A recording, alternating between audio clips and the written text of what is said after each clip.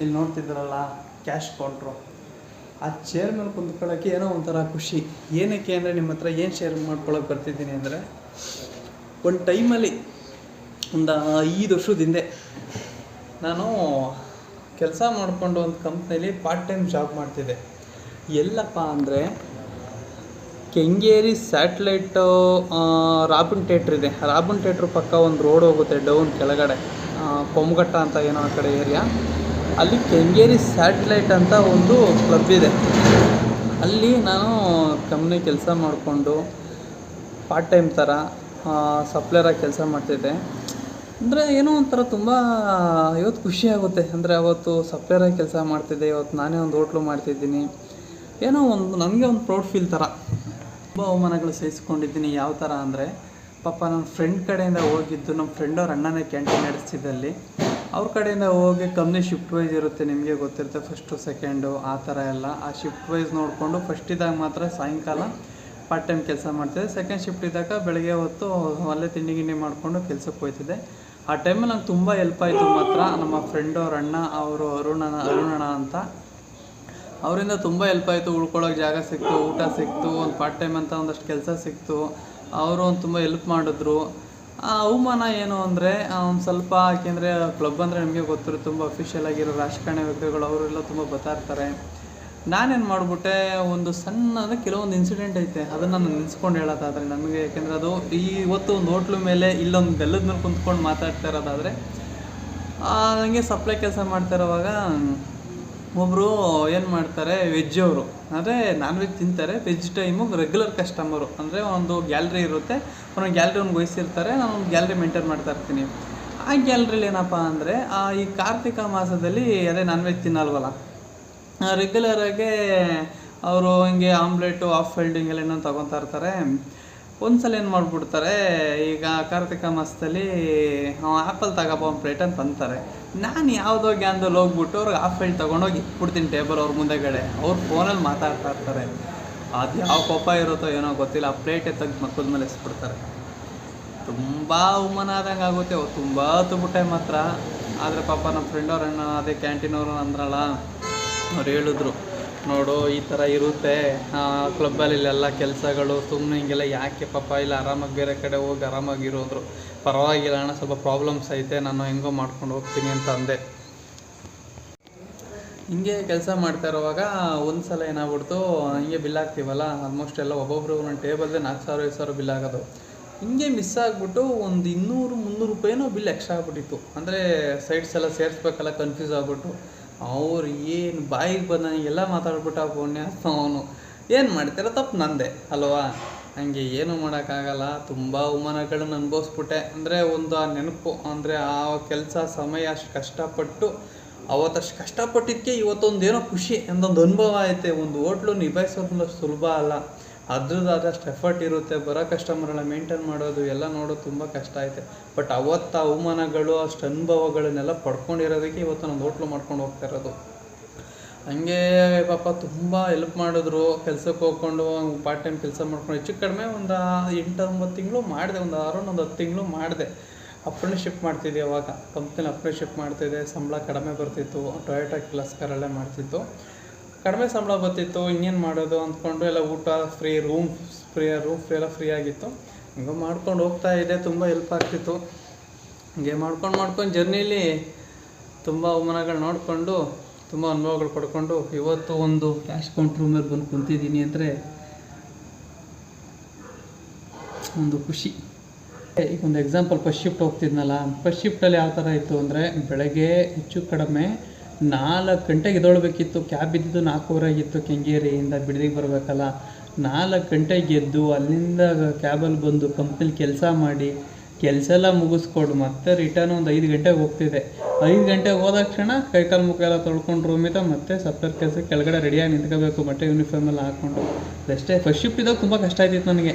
ಹಿಂಗೆ ಕೆಲಸಕ್ಕೂ first shift ಮುಗಿಸ್ಕೊಂಡು ಬಂದ ತಕ್ಷಣ ಮತ್ತೆ ಸಾಯಂಕಾಲ ಕೌಂಟ್ರಲ್ಲಿ ನಿಂತ್ಕೊಂಡು ಅದೇನಾಯಿತು, ಯಾವ ಗ್ಯಾಲ್ರಿ ಹೋಗ್ತಿರ್ತಾರೋ ಆ ಗ್ಯಾಲ್ರಿ ಮಾಡ್ಕೋಬೋದಿತ್ತು. ಶನಿವಾರ ಭಾನುವಾರ ರಜಾ. ಅವಾಗ ಟೊಯೋಟಾ ಕಂಪ್ನಿ ನಿಮಗೆ ಗೊತ್ತಾ, ಶನಿವಾರ ಭಾನುವಾರ ಫುಲ್ ಡೇ ಮಾಡ್ತಿದ್ದೆ. ಹಂಗೆ ಮಾಡಿಕೊಂಡು ಸೆಕೆಂಡ್ ಶಿಫ್ಟ್ ಇದ್ದಾಗ ಮಾತ್ರ ನನಗೆ ಕೆಲಸ ಐತೆ ಇಲ್ಲ. ಆವಾಗ ಬೆಳಗ್ಗೆ ತಿಂಡಿ ಮಾಡ್ಕೊಂಡು ಹೋಗ್ತಿದ್ದೆ. ಇನ್ನೊಂದೇನು ಗೊತ್ತಾ, ಅಲ್ಲಿ ಕೆಲಸ ಮಾಡ್ತಾರೋ ಟೈಮಲ್ಲಿ ಕೆಲವೊಬ್ಬರು ಈ ವಿಡಿಯೋ ನೋಡ್ತಿದ್ರಲ್ಲ ನನಗಂತೂ ಗೊತ್ತಿಲ್ಲ, ಬಟ್ ಆ ಅಣ್ಣನ ಮೇಲೆ ನನಗಂತೂ ತುಂಬ ಖುಷಿ ಇದೆ. ಅವತ್ತು ಆ ಕಷ್ಟದಲ್ಲಿ ತುಂಬ ಹೆಲ್ಪ್ ಮಾಡಿದ್ರು ನನಗೆ ಮಾತ್ರ. ಆ ಟೈಮಲ್ಲಿ ಒಂದು ಸಣ್ಣ ಆ್ಯಕ್ಸಿಡೆಂಟು ಆಯಿತು, ಅದನ್ನು ಹೇಳ್ತೀನಿ. ಕೆಲವೊಬ್ಬರು ಇವನು ಫಸ್ಟ್ ಶಿಫ್ಟಿದ್ದಾಗ ಕೆಲಸ ಮಾಡ್ತಾನೆ, ಸೆಕೆಂಡ್ ಶಿಫ್ಟ್ದಾಗ ಆರಾಮಾಗಿರ್ತಾನೆ ಅಂತ ತುಂಬ ಜನ ಏನೋ ಸ್ವಲ್ಪ ಹೊಟ್ಟೆ ಉರ್ಕೊಂಡು ಇಲ್ಲ ಏನು ಸರಿ ಕೆಲಸ ಮಾಡೋ ಟೈಮಲ್ಲಿ ಹಂಗೆ ಏನೇನೋ ಕಂಪ್ಲೇಂಟ್ ಮಾಡಿದ್ರು. ಇವನು ಬೇಕಾದ್ರೆ ಹೆಂಗೋ ಕೆಲಸ ಮಾಡ್ತಾನೆ ಅಂತ. ಆ ಅಣ್ಣ ಪಾಪ ಯಾವುದೂ ತಲೆಗೆ ಹಾಕ್ಕೊಳ್ದಂಗೆ ನನ್ನ ಅವ್ರ ತಮ್ಮನ ಫ್ರೆಂಡ್ ಆಗಿದೆ, ನಾನು ಆ ಕಡೆಯಿಂದ ಹೋಗಿದ್ದು.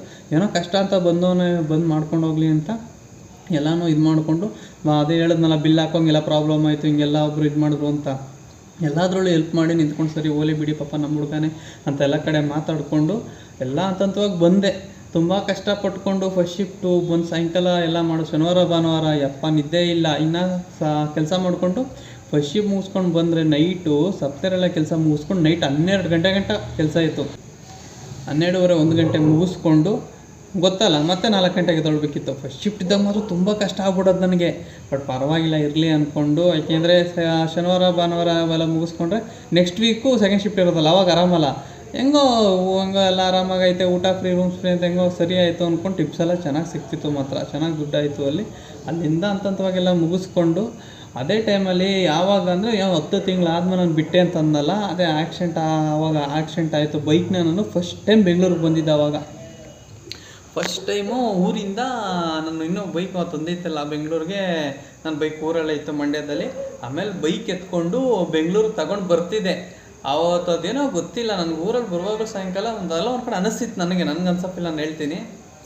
ಏನೋ ಒಂಥರ ಅನ್ಕಂಫರ್ಟಬಲು, ಏನೋ ಗೊತ್ತಾಗ್ತಾಯಿಲ್ಲ, ಒಂಥರ ಮಿಸ್ಸಿಂಗ್ ಹೊಡಿತಾರೆ ಅನಿಸ್ತಿತ್ತು. ಸರಿ ಅಂದ್ಕೊಂಡು ಬಂದೆ. ನಾನು ಬರ್ತಾ ಇರುವಾಗ ಎಲ್ಲಿ ಆಯಿತು ಅಂದರೆ ಬೈಕಲ್ಲಿ ಆ್ಯಕ್ಸಿಡೆಂಟು. ಕೆಂಗೇರಿ ಆರ್ಚ್ ಇದೆ, ಒಂದು ಫ್ಲೇವರ್ ಎಲ್ಲರಿಗೂ ಗೊತ್ತಿರುತ್ತೆ. ಆರ್ಚ್ ಹತ್ರ ಏನೋ ಮೆಟ್ರೋ ಕೆಲಸ ನಡೀತಿತ್ತು. ಆ ಸಣ್ಣ ರೋಡಲ್ಲಿ ಒಂದೇ ರೋಡ್ ಇತ್ತು. ಆ್ಯಕ್ಚುಲಿ ನಂದೇ ತಪ್ಪು ಆ್ಯಕ್ಚುಲಿ. ಅವಾಗ ಒಂದು ಇನೋವಾ ಕಾರ್ ಬಂತು. ನಾನೇನು ಮಾಡಿಬಿಟ್ಟೆ, ಒಂದು ಚೂರು ಜಾಗ ಇತ್ತು, ನುಗ್ಗಿಸ್ಬಿಡೋಣ ಅಂತ ಹೊಂಟೋಗ್ಬಿಟ್ಟೆ. ಪಕ್ಕದಲ್ಲಿ ಒಂದು ಗುಂಡಿ ಬೇರೆ ಇತ್ತು, ಟಚ್ ಮಾಡಿಬಿಟ್ಟ. ಅವನು ಗುದ್ದಿದ್ಕೋನು ಗುಂಡಿ ಒಳಗೆ ದಬಾಕೊಂಡು ಬಿದ್ದೋಗ್ಬಿಟ್ಟೆ. ಸದ್ಯ ನನ್ನ ಪುಣ್ಯಕ್ಕೆ ಹೆಲ್ಮೆಟ್ ಹಾಕಿದೆ ನಾನು. ಆಮೇಲೆ ಒಂದು ಸ್ವಲ್ಪ ಇನ್ನೂ ಮಾರ್ಕ್ ಇದೆ ಇಲ್ಲಿ ಎಲ್ಲ, ಅದು ಇಲ್ಲೆಲ್ಲ ತರ್ಚ್ಕೊಂಡು ಮಂಡಿಯೆಲ್ಲ ತರ್ಸ್ಕೊಂಡು ಹೆಲ್ಮೆಟ್ ಆಗಿದ್ದಕ್ಕೆಲ್ಲ ಸರಿ ಆಯಿತು. ಪಾಪ ಕಾರವರು ಇಳಿದು ಬಂದು ಗುಂಡಿಯೊಳಗೆ ಬಿದ್ದೋಗ್ಬಿಟ್ಟಿತ್ತು ಬೈಕು. ಆ ಬೈಕೆಲ್ಲ ಮೇಲೆ ಎತ್ಕೊಂಡು ಸ್ವಲ್ಪ ಜಾಸ್ತಿನೇ ಏಟಾಗಿತ್ತಲ್ಲ ಗಾಡಿಗೆ, ಸುಮಾರಾಗಿತ್ತು.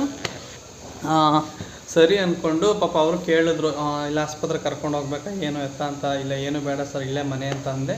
ಅಲ್ಲಿಂದ ಹೋಗ್ಬಿಟ್ಟು ಸುಮ್ಮನೆ ರೂಮ್ಗೆ ಹೊಂಟೋಗ್ಬಿಟ್ಟೆ. ಪಾಪ ಅಣ್ಣಂಗೆ ಹೇಳಿ ಹಿಂಗೆಲ್ಲ ಆಯಿತು ಅಂತ. ಹಿಂಗೆಲ್ಲ ಆಗಿರೋದು ನಂಗೆ ಸರಿಯಾಗಿ ಗೊತ್ತಿಲ್ಲ. ನನಗೊಂಥರ ಕನ್ಫ್ಯೂಸ್ ಆಗುತ್ತೆ. ಫಸ್ಟ್ ಟೈಮ್ ಗಾಡಿ ಎತ್ಕೊಂಡು ಬರ್ತಿದ್ದೆ, ಸಿಟಿ ಒಳಗಡೆ ಸ್ಪೋರ್ಟ್ಸ್ ಅನುಭವ ಇಲ್ಲ. ಸರಿ ಅಂತ ಎತ್ಕೊಂಡು ಸುಮ್ಮನೆ ಅಲ್ಲಿಂದ ಹೋಗಿ ಗಾಡಿ ಹಾಕ್ಬಿಟ್ಟು ಸುಸ್ತಾಗಿ ಹೊಂಟೋಗ್ಬಿಟ್ಟೆ ರೂಮ್ಗೆ. ನಮ್ಮ ಫ್ರೆಂಡ್ ಅದೇ ಅರುಣಣ್ಣ ಅಂತ ಅವರು, ಏನು ಊರಿಂದ ಬಂದವನೇ, ಕೆಳಗಡೆ ಬಂದು ಇಲ್ಲ ಊಟನೂ ಮಾಡೋಕ್ಕೆ ಬರಲಿಲ್ಲ, ಮಾತಾಡಲಿಲ್ವಲ್ಲ ಅಂದ್ಕೊಂಡು ಸರಿ ಆಯಿತು ಅಂತ ಬಂದರು ರೂಮ್ಗೆ. ಏನೋ ಊರಿಂದ ಬಂದು ಏನೋ ಮಾತಾಡಲಿಲ್ಲ ಏನಿಲ್ಲ ಅಂತ. ಆ ಟೈಮಲ್ಲಿ ಅವ್ರು ಕಂಡಿಡಿದವ್ರು ನನಗೆ ಗೊತ್ತೇ ಇಲ್ಲ, ಬ್ಲಡ್ ಆಗ್ಬಿಟ್ಟಾಯ್ತು ಅದು ಲೈಟಾಗೆ. ಸರಿ ಅಂದ್ಕೊಂಡು ಏನೋ ಇದು ಅಂತ ನೋಡಿದ್ರು. ಎಲ್ಲ ನೋಡಾದ್ಮೇಲೆ ಪಾಪ ಅವ್ರ ಹತ್ರ ಅಲ್ಲಿ ಎಲ್ಲ ಬ್ಯಾಂಡೇಜ್ಗಳು ಅವೆಲ್ಲ ಇದೆಲ್ಲ ಡ್ರೆಸ್ಸಿಂಗ್ ಮಾಡಿ ಬೆಳಗ್ಗೆಗೆ ತುಂಬ ನೋವು ಶುರು ಆಗಾಯಿತು. ಸರಿ ಅಂದ್ಕೊಂಡು ಬೆಳಗ್ಗೆ ಎದ್ದು ಕ್ಲಿನಿಕ್ ಅವರೇ ಕಾಸು ಕೊಟ್ಟು ಅಮೌಂಟ್ ಕೊಟ್ಟರು. ಹಿಂಗೆ ಆಸ್ಪತ್ರೆಗೆ ಮೊದಲು ಹೋಗು, ಹಿಂಗೆಲ್ಲ ಇಂಗ್ಲೀಷನ್ ಹಾಕ್ಸ್ಕೊಂಡು ಬಾ ಅಂತ. ಸರಿ ಅಂತ ಆಸ್ಪತ್ರೆಗೆ ಹೋಗ್ಬಿಟ್ಟು ಇಂಗ್ಲೀಷನ್ ಹಾಕ್ಸ್ಕೊಂಡು ಅವತ್ತು ಕಂಪ್ನಿಗೆ ಹೋಗಲಿಲ್ಲ. ಸರಿ ಅಂತ ಬಂದು ರೆಸ್ಟ್ ಮಾಡಿಕೊಂಡು ಅದ್ರ ನಾಳೆಗೆ ಕರೆದುಬಿಟ್ಟು ಮಾತಾಡಿದ್ರು, ಸಾಕು ಇಷ್ಟೆಲ್ಲ ಮಾಡಿದ್ದು ನೀನು, ಇನ್ನು ಮುಂದೆ ಆಗಲ್ಲ, ತುಂಬ ಕಷ್ಟ. ಯಾಕೆಂದರೆ ಇದೊಂದು ತುಂಬ ಅವಮಾನಗಳಾಗ್ಬಿಟ್ಟವು. ಇವಾಗ ಏನು ಹೇಳಿದ್ನೋ ಇದೊಂಥರ ಈ ಸಾಸಿವೆ ಕಾಳಷ್ಟು. ಹಾಗೆ ತುಂಬ ಬೇಜಾರಾಗೋ ನಂಬ್ತಿರೋ ಬಿಡ್ತಾರೆ, ಓಪನ್ ಆಗಿ ಹೇಳ್ಬಿಡ್ತೀನಿ. ಕೆಪಾಲ್ ಕೊಡ್ದುಬಿಟ್ಟವ್ರೆ. ಯಾಕೆಂದರೆ ಆ ಕೆಲಸಕ್ಕೆ ಹಂಗಿದೆ, ಹಂಗೇನು ಮಾಡೋಕ್ಕಾಗಲ್ಲ. ಇವತ್ತು ಕೆಲವೊಬ್ಬರು ಗೌರವ ಕೊಡ್ತಾರೆ, ಇಲ್ಲ ಅಂತ ನಾನು ಹೇಳಲ್ಲ. ಆದರೆ ಕೆಲವೊಬ್ಬರು ಮಾತ್ರ ಅಷ್ಟೇ ಅನ್ರೆಸ್ಪೆಕ್ಟಾಗಿ ನಡ್ಕೊತಾರೆ. ಸಾಕಪ್ಪ ಈ ಮೇಲೆ ಅಂತ ಅಂದರು. ಬಟ್ ಇದೆಲ್ಲ ನಮ್ಮ ಅಪ್ಪಂಗೆ ಗೊತ್ತೇ ಇಲ್ಲ ನಪ್ಪ ಈ ಥರ ಮಾಡ್ತಾ ಇರೋದು. ನಮ್ಮ ಅಮ್ಮನೂ ಬೇಡ ಅಂತ, ಅಯ್ಯೋ ಪರವಾಗಿಲ್ಲ ಏನೋ ಇರುತ್ತೆ, ಏನಕ್ಕಷ್ಟು ಇದು ಮಾಡಬೇಕು, ಬೇಡ ಅಲ್ಲೆಲ್ಲ ಸಪ್ಲರಾಗಿ ಮಾಡೋದು ಅಂತ ನಮ್ಮ ಅಮ್ಮಂಗೂ ಇಷ್ಟ ಇದ್ದಿಲ್ಲ. ಬೇಡ ನನಗೇನಂದರೆ ಇಲ್ಲ, ಒಂದು ಕಷ್ಟಪಡೋಣ, ಒಂದು ಅವಕಾಶ ಐತೆ ಹಿಂಗೆ ಮಾಡೋಣ ಅಂತ. ಯಾಕೆಂದರೆ ನಾನು ಇವತ್ತು ಖುಷಿ ಏನು ಗೊತ್ತಾ, ಇವತ್ತು ಏನು ಇದನ್ನೆಲ್ಲ ನಡೆಸ್ತಿದ್ದೀನೋ ಅವತ್ತಷ್ಟು ಅನುಭವಗಳು ಪಡೆದಿದ್ದೀನಿ. ಅವತ್ತಷ್ಟು ಅವಮಾನಗಳೆಲ್ಲ ಸಹಿಸ್ಕೊಂಡಿರೋದಕ್ಕೆ ಇವತ್ತು ಏನೋ ನಾನೊಂದು ಆರಾಮಾಗಿ ನಿಭಾಯಿಸ್ಕೊಂಡು ಹೋಗ್ತೀನಿ ಅನ್ನೋ ಶಕ್ತಿ ನನ್ನಲ್ಲಿದೆ. ನಾನು ಅಂತ ಅಂದ್ಕೊಂಡಿದ್ದೀನಿ. ಆರಾಮಾಗಿ ನಾನು ಅದೇನಾಯಿತೋ, ಯಾರೇ ಕಸ್ಟಮರ್ ಬಂದರು ಯಾರನ್ನ ಹೆಂಗೆ ಹ್ಯಾಂಡ್ಲ್ ಮಾಡಬೇಕು ಅನ್ನೋದು ಚೆನ್ನಾಗಿ ಕಲ್ತ್ಕೊಬಿಟ್ಟಿದ್ದೀನಿ. ಹುಡ್ಕೊಬರೋರು ಹೆಂಗೆ, ಯಾರು ಹೆಂಗೆ ಏನು ಅಂತ ಎಲ್ಲ ಚೆನ್ನಾಗಿ ಅರ್ಥ ಆಗ್ಬಿಡುತ್ತೆ ಇವಾಗ. ಅದೇ ಥರ ಪಾಪ ಎಲ್ಲ ಕುಂಡಿಸ್ಕೊಂಡು ಅವರು 10,000 ಕೈಗೆ ಕಾಸು ಕೊಟ್ಬಿಟ್ಟು ಸರಿ ಆಯಿತು ಸುನಿ ಮೇಲೆ ಆರಾಮಾಗಿ ಏನು ಜೀವನ ನೋಡ್ಕೊಂಡು ಬೇರೆ ಕಡೆ ಅದೇನು ಮಾಡ್ಕೊಂಡು ಹೋಗು ಅಂತ ಅಂದರು. ಆ ಟೈಮಲ್ಲಿ ಅಲ್ಲೆಲ್ಲ ಮುಗಿಸ್ಕೊಂಡು ಏನು ಸಪ್ಲೈಯರ್ ಜಾಬ್ ಆಯಿತೋ ಪಾರ್ಟ್ ಟೈಮ್ ನಾನು ಮಾಡ್ತಿದ್ದು ಅಲ್ಲೆಲ್ಲ ಮುಗಿಸ್ಕೊಂಡು ಅಲ್ಲಿಂದ ಬಂದಿದ್ದೆ ಇಲ್ಲಿ ವಂಡರ್ಲಾ ಗೇಟ್ಗೆ ನಾನು.